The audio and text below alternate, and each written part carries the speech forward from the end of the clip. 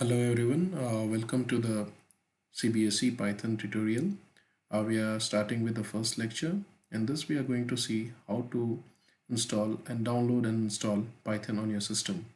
So basically there are two objectives of this very short video: to install the Python and then verify whether the Python has been successfully installed or not.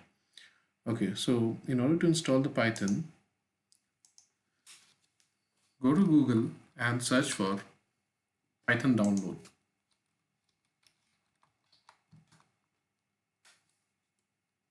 Oops, okay.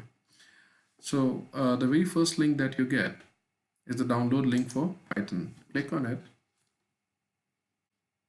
and depending on your system, download the Python. So it's recommended that you download the latest version that you get.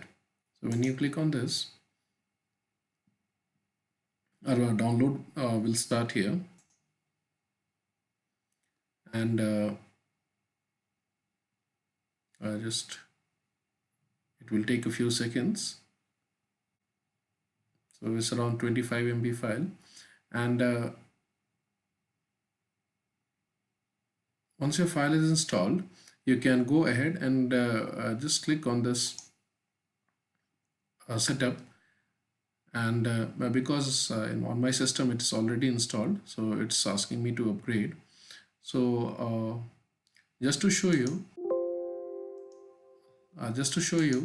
how it will look when you install, this sort of interface will appear for the first time, and don't forget to check in this box, add Python 3.7 to path, and then click on install now.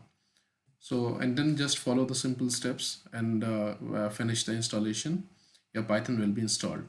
So once your Python is installed, you have to verify whether it has been successfully installed or not. So in order to do that, there are two ways. You can go to your command prompt and press enter, and once you do that, just go and type there Python. You'll be able to see this Python prompt appearing here.